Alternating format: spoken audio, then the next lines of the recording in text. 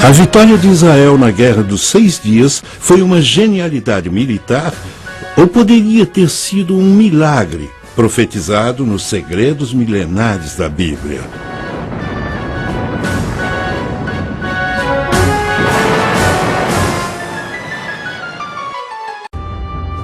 No final de maio de 1967, Nasser, presidente do Egito, ameaçava Israel de total aniquilação. A União Soviética e os Estados Unidos se posicionaram em defesa de seus respectivos aliados. Os soviéticos vinham suprindo o Egito e seus vizinhos árabes com armamentos e apoio, e os Estados Unidos firmaram sua posição ao lado de Israel, mas ninguém acreditava que a pequena Israel pudesse enfrentar um ataque maciço de seus vizinhos árabes. Ninguém, a não ser Israel. Nasser recebera o que acreditava ser informações confiáveis sobre o movimento das tropas de Israel que estariam se concentrando na fronteira da Síria, mas essa informação provou ser completamente falsa. Talvez o aspecto menos conhecido dessa teoria da conspiração seja o envolvimento da União Soviética. Os registros históricos mostram que a União Soviética intencionalmente deu aos egípcios informações erradas sobre as tropas israelenses estarem se intensificando na fronteira da Síria. Eles calcularam que isso provocaria uma resposta de Nasser. E, aparentemente, era exatamente o que queriam. Alguns egípcios acreditam que os soviéticos passaram relatórios falsos da concentração de tropas israelenses para mostrar o quanto dependiam dos soviéticos. Mas, do ponto de vista israelense, alguns acham que os soviéticos tentaram iniciar uma guerra que resultaria na destruição de Israel. Os russos forneceram informações falsas aos egípcios, pois era uma oportunidade de conseguirem dominar o Oriente Médio. Israel era uma mini superpotência naquela região. Então eles achavam que poderiam controlar as nações árabes e forneceram todas as armas, os tanques, os aviões e instrutores para conseguirem essa tarefa de dominar aquela área. Até hoje, os então oficiais superiores soviéticos insistem que não foram eles que deram as informações aos egípcios, mas os egípcios que deram a eles. Portanto, dito isso, podemos ver o quanto a União Soviética em 1960 tinha interesse em fomentar desavenças no Oriente Médio e abrir uma segunda frente contra o Ocidente, além do Vietnã. O plano funcionou perfeitamente. Quando o Egito recebeu os relatórios falsos dos soviéticos, Nasser começou imediatamente a concentrar suas tropas na fronteira da Síria. Isso não só divergiu sua atenção das bases aéreas no interior do Egito, como também deu a Israel uma desculpa para lançar um precedente primeiro ataque aéreo, dando a eles uma enorme vantagem para vencer a guerra. Isso é apenas uma teoria da conspiração e, mesmo que fosse verdade, ainda não explicaria por que o Egito falhou em responder ao que acabou sendo o primeiro golpe devastador de Israel, um ataque precedente contra as forças aéreas egípcias. O Egito não respondeu, pois sua força aérea tinha sido destruída no solo nas primeiras horas da luta. Os egípcios não tinham atacado antes porque estavam sob forte pressão dos Estados Unidos e da União Soviética para não fazê-lo. Especula-se que os americanos então informaram Israel que o Egito estava encurralado. As duas nações concordaram que a chance de Israel sobreviver seria atacar primeiro enquanto o Egito estava de mãos atadas. Tanto Israel quanto os Estados Unidos negaram estar envolvidos em qualquer trama em 1967. Os russos, por outro lado, admitiram ter passado para o Egito informações falsas quanto às atividades de Israel na fronteira da Síria, mas eles também continuaram a negar qualquer conspiração contra Nasser.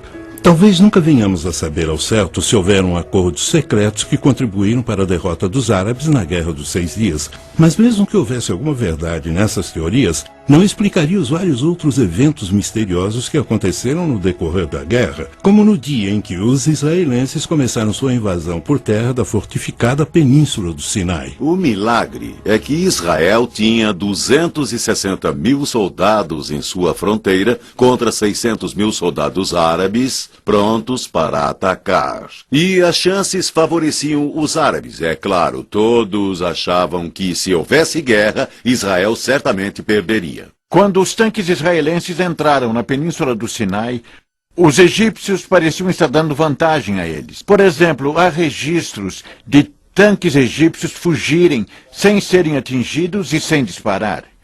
Mais estranho ainda foram as inexplicáveis deserções das bases de míssil terra-ar. Os egípcios abandonaram o equipamento militar, a maioria de fabricação russa, no valor de mais de US$1 bilhão. Até complexos equipamentos de radar em bom funcionamento foram largados. Não é raro tropas recuarem perante um exército implacável que avança. O incomum é quando milhares de soldados deixam para trás enormes quantidades de material bélico valendo milhões de dólares e sem tentar desabilitar esse material. Isso aconteceu várias vezes na Guerra dos 6 Dias. O que fez o inimigo recuar tão depressa? Teriam eles experimentado algo tão assustador que tiveram que se retirar sem antes poder evitar que suas próprias armas caíssem em mãos inimigas? Depois de sua derrota na Guerra dos 6 Dias, os líderes árabes foram criticados pelos amigos e aliados. Como puderam ser derrotados tão facilmente e tão depressa também pelas forças de combate israelenses? O presidente egípcio Nasser continuou culpando a intervenção americana no conflito pela derrota do Egito. Então é possível que os Estados Unidos tenham fornecido armas secretas a Israel e mantido isso em segredo por todos esses anos? Certamente não é raro uma arma de destruição em massa mudar o rumo da guerra, e todos sabemos que a bomba atômica é um bom exemplo. Durante a Segunda Guerra Mundial, os japoneses tinham prometido lutar até a morte. Mas quando os Estados Unidos lançaram seu poderio nuclear em Hiroshima e Nagasaki, os japoneses não tiveram outra escolha senão se render. Quando os Estados Unidos lançaram a bomba atômica, não era mais segredo. Isso provou que eles não só a possuíam, mas estavam prontos para usá-la. Que tipo de arma secreta Israel poderia ter lançado em total silêncio nos árabes, sem que eles suspeitassem? Se isso fosse possível, não teria sido a primeira vez na história dessa nação preparada para o combate. Os escritos da Bíblia falam de muitas batalhas. Batalhas cuja maioria os israelitas venciam. E venciam não porque eles fossem mais numerosos, nem por serem mais fortes, mas porque eles possuíam uma arma secreta muito importante, a Arca da Aliança. Para os israelitas, essa era a moradia de Deus. Talvez o exemplo mais conhecido do poder da Arca numa batalha nos é dado no livro de Josué, em A Conquista de Jericó. Deus disse para Josué mandar seus soldados marcharem ao redor da cidade durante 6 dias, carregando à frente a Arca da Aliança. No 7º dia, eles marcharam em volta da cidade novamente, mas dessa vez os sacerdotes tocaram as trombetas de chifre de carneiro e as muralhas de Jericó, como sabemos, ruíram.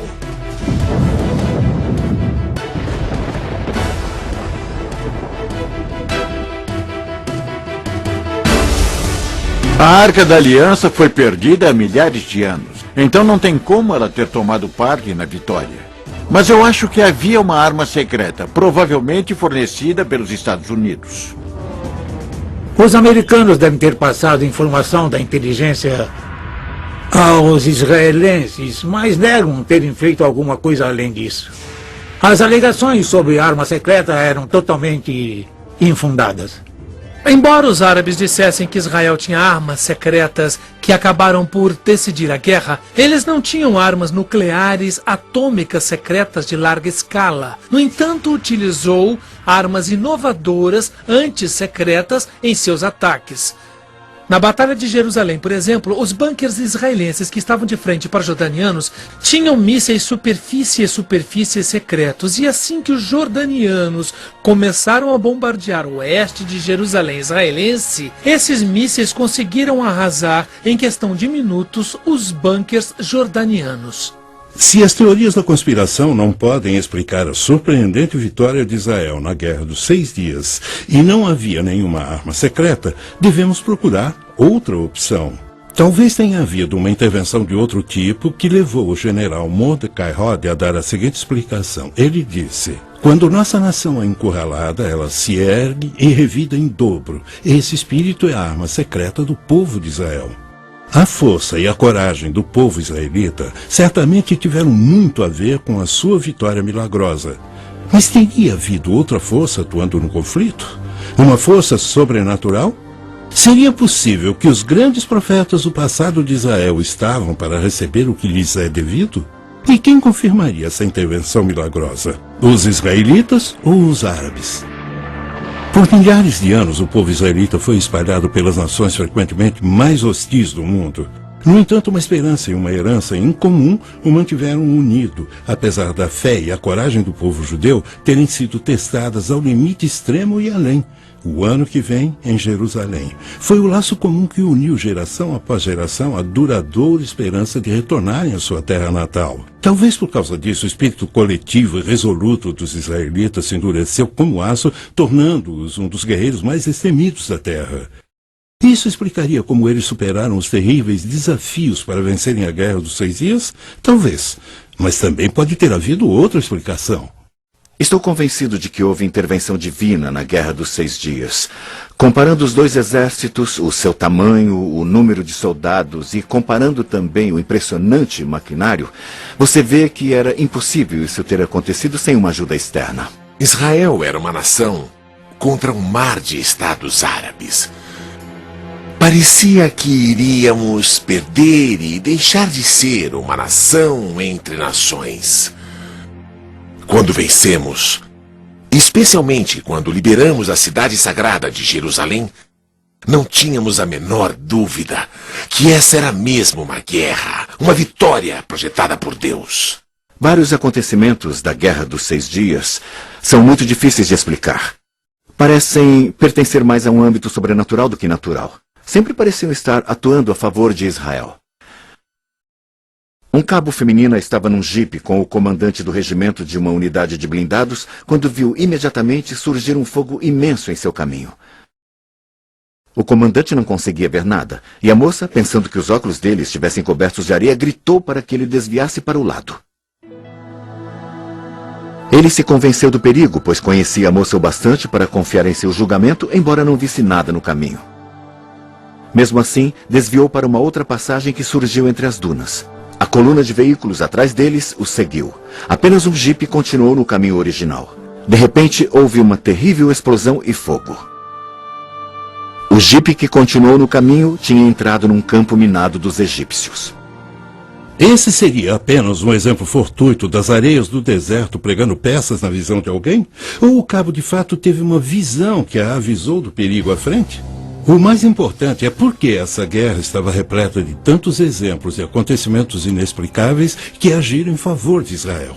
O real milagre da Guerra dos 6 Dias foi que entre 31 de maio e 5 de junho de 1967, as condições favoráveis que quase garantiram uma vitória árabe derreteram como gelo sob o sol do meio-dia.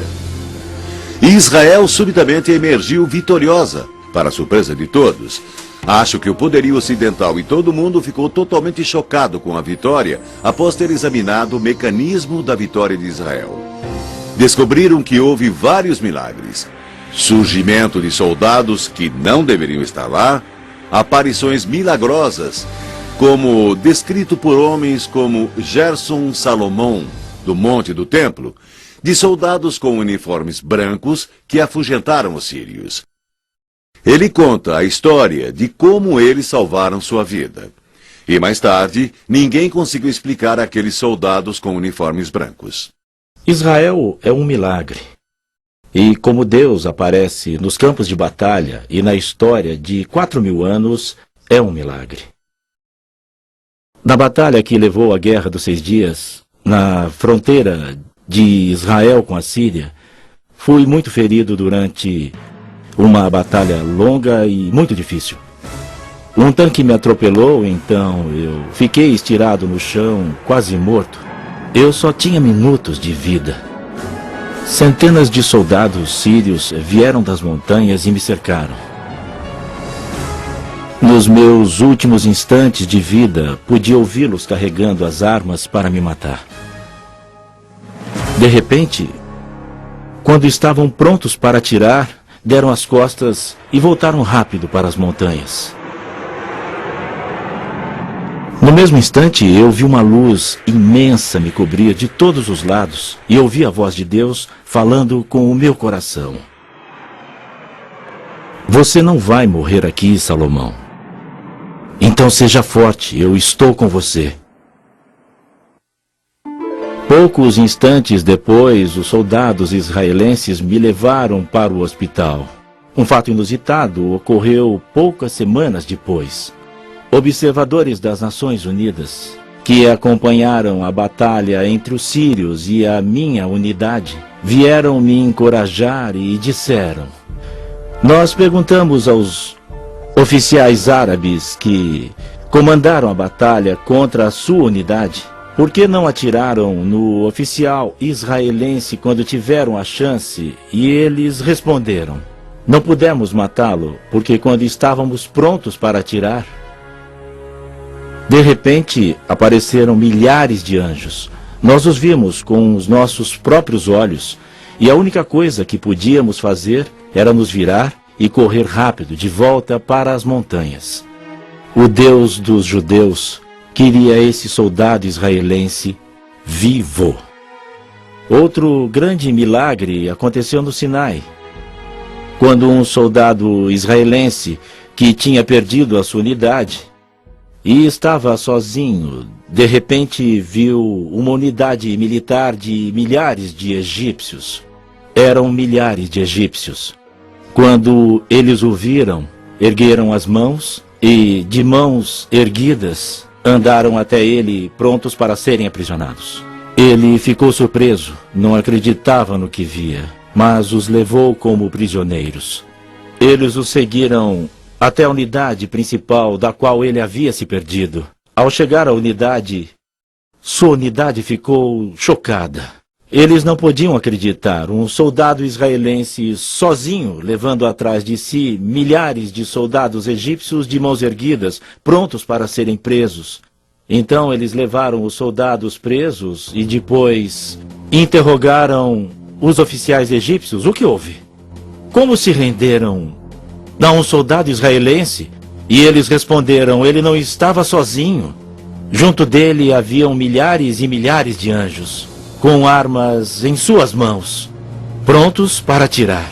E eles disseram: estamos prontos para lutar contra soldados israelenses, mas não estamos preparados para lutar contra os anjos de Deus. Comparando os dois exércitos, seu tamanho, o número de soldados e também comparando o seu maquinário, vê-se que jamais poderia ter acontecido sem uma ajuda externa.